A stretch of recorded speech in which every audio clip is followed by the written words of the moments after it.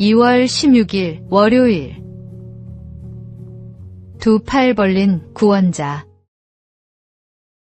화재 현장에 출동한 어느 소방관은 3층 건물 옥상에서 겁에 질린 어린 소녀를 발견했습니다. 연기가 자욱한 가운데 소녀는 난간 끝에 서서 울고 있었습니다.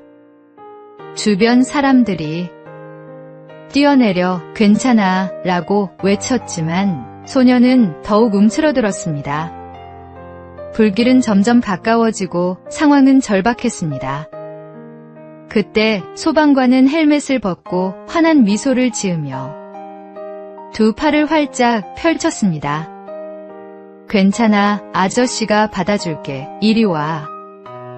그 따뜻한 표정과 열린 두 팔을 본 소녀는 주저없이 뛰어내렸습니다. 소녀는 안전하게 구조됐고 소방관의 품에서 한참을 울었습니다. 나중에 소방관은 말했습니다. 아이들은 말보다 표정을 믿습니다. 미소와 열린 팔이 그들에게 진정한 안전을 전달하는 것이죠. 우리의 삶도 화재 현장과 같이 위기와 두려움에 갇혀 어쩔 줄 모를 때가 있습니다. 주변의 수많은 조언들이 오히려 우리를 더 혼란스럽게 만들기도 합니다. 그러나 주님은 두 팔을 활짝 펼치고 우리를 기다리십니다.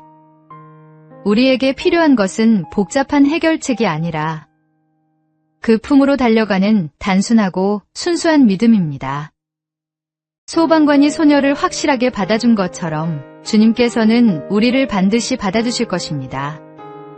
그 사랑의 품에서 우리는 참된 안식을 누릴 수 있습니다.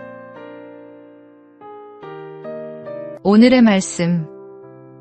아버지께서 내게 주시는 자는 다 내게로 올 것이요 내게 오는 자는 내가 결코 내쫓지 아니하리라. 오늘의 만나. 주님께서는 오늘도 당신을 향해 환한 미소와 함께 두 팔을 벌리고 계십니다. 두려워 말고 주저하지 말고 그 사랑의 품으로 뛰어드십시오.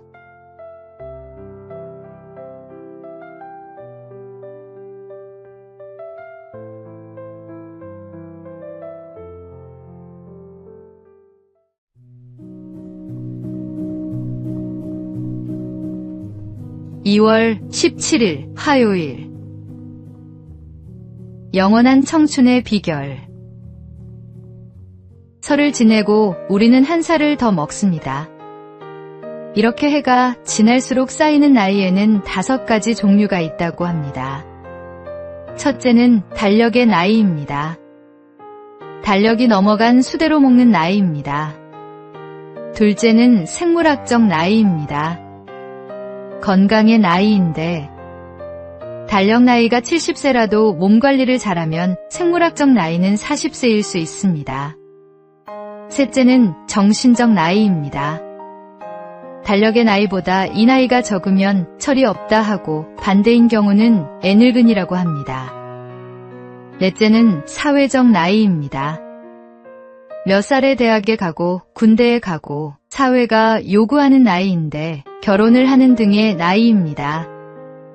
다섯째는 자각의 나이입니다. 자기가 스스로 생각하는 나이입니다. 가나안 정탐꾼 중 한 명이었던 갈렙은 85세에도 40세의 건강과 꿈을 갖고 있었습니다. 크고 견고한 헤브론도 점령할 수 있다는 믿음과 자신감을 갖고 있었습니다. 그의 달력 나이는 85세였지만 생물학적 나이와 자각의 나이는 40세였던 것입니다. 설날을 보내면서 한 살 더 먹었다고 낙심하지 마십시오. 생물학적 나이와 자각의 나이를 잘 관리할 수 있다면 우리는 영원한 청춘으로 살 수 있습니다. 오늘의 말씀. 믿음은 바라는 것들의 실상이요 보이지 않는 것들의 증거니. 오늘의 만나. 진정한 젊음은 달력이 아니라 마음에서 시작됩니다. 하나님을 향한 믿음과 소망이 있다면 우리는 언제나 젊은 영혼으로 살아갈 수 있습니다.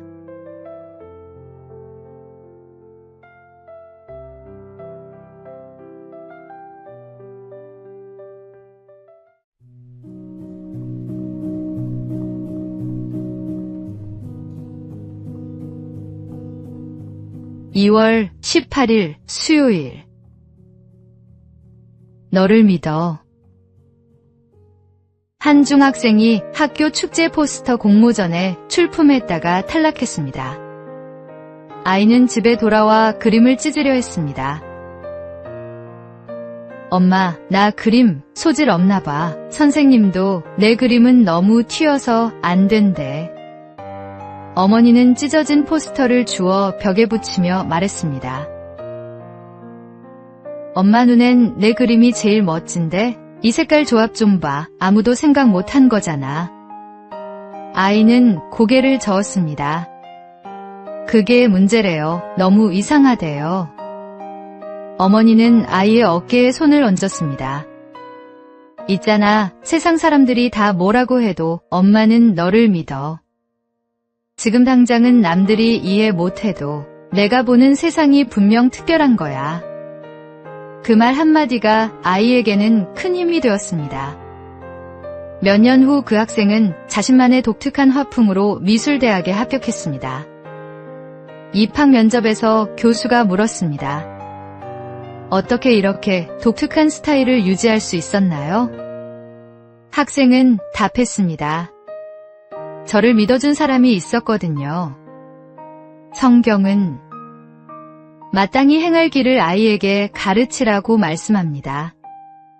그 길은 세상이 정해놓은 기준만을 따르는 길이 아니라 하나님 안에서 각 사람에게 맡기신 고유한 길일지도 모릅니다. 오늘의 말씀. 마땅히 행할 길을 아이에게 가르치라. 그리하면 늙어도 그것을 떠나지 아니하리라. 오늘의 만나.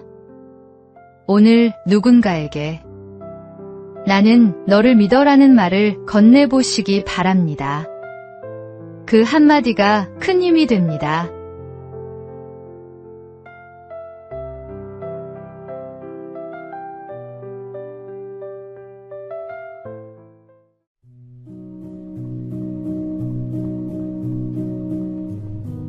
(2월 19일) 목요일. 변화하는 시대, 변하지 않는 부르심. 세계 최대 인재 채용기업 CEO가 Z세대 청년들에게 조언했습니다. 대학 졸업 후 사무직에 취업한다는 전통적 진로가 무너지고 있습니다. 인공지능이 초급 사무직을 빠르게 대체하면서 마케팅, 디자인, 커뮤니케이션 같은 분야의 일자리가 줄어들고 있다는 것입니다. 그는 고액의 학비를 지불한 이들에게 현실을 직시하라고 말했습니다. 지금 시장에서는 바텐더, 바리스타, 건설 현장 같은 직무에서 기회를 더 쉽게 찾을 수 있습니다. 또한 기계 엔지니어, 유지보수 기술자, 트럭 운전사 등 숙련 기술 인력에 대한 수요가 폭발적으로 증가하고 있다고 강조했습니다. 그의 조언은 명확했습니다. 열정을 따르라는 말은 더 이상 바람직하지 않습니다. 안정적 소득을 낼 수 있는 기술을 먼저 갖추십시오. 시대가 변해도 변하지 않는 진리가 있습니다. 하나님은 우리를 각자의 자리로 부르십니다. 그 자리가 사무실이든 현장이든 화이트 칼라든 블루 칼라든 중요하지 않습니다. 중요한 것은 그곳에서 하나님의 영광을 드러내는 것입니다. 직업은 도구일 뿐 우리의 정체성은 일이 아니라 하나님께 있습니다. 오늘의 말씀. 형제들아, 너희는 각각 부르심을 받은 그대로 하나님과 함께 거하라. 오늘의 만나. 어떤 자리에 있든 그곳이 하나님께서 당신을 부르신 곳입니다. 그 자리에서 충성하시기 바랍니다.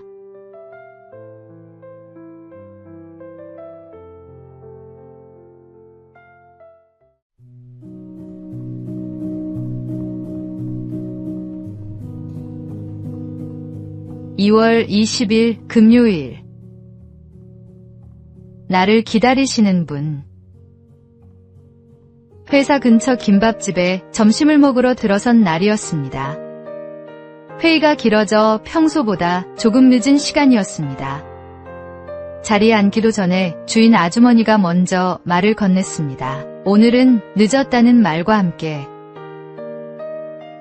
혹시 무슨 일이 있었는지 묻는 인사였습니다. 2년 가까이 다녔지만 서로 말을 섞은 기억은 거의 없었습니다. 그저 주문하고 먹고 나가는 손님 중 하나였다고 생각했기 때문입니다. 그런데 누군가는 나의 시간을 기억하고 있었습니다. 그날 이후 그 김밥집은 조금 달라 보였습니다. 배를 채우기 위해 들르는 곳이 아니라 나를 알아보는 사람이 있는 장소가 되었습니다. 힘든 날이면 괜히 그 집이 떠오르곤 했습니다. 기다려주는 사람이 있다는 사실이 작은 위로가 되었기 때문입니다. 하나님께서 우리를 보고 계신다는 말도 어릴 때는 부담스럽게 들렸습니다. 잘못을 들춰내는 감시처럼 느껴지기도 했습니다. 하지만 삶을 조금 더 살아보니 그 시선은 감시가 아니라 관심에 더 가깝다는 것을 알게 되었습니다. 우리가 보이지 않을 때에도, 정해진 시간에 오지 않을 때에도 여전히 기다리고 계시는 눈길 말입니다. 넘어졌다고 꾸짖기보다 왜 보이지 않는지 걱정하며 바라보는 시선입니다. 오늘의 말씀. 나는 선한 목자라. 나는 내 양을 알고 양도 나를 아는 것이. 오늘의 만나. 오늘 마음에 걸리는 일이 있다면 두려움보다 신뢰로 주님께 나아가시기 바랍니다. 그분은 당신을 기다리십니다.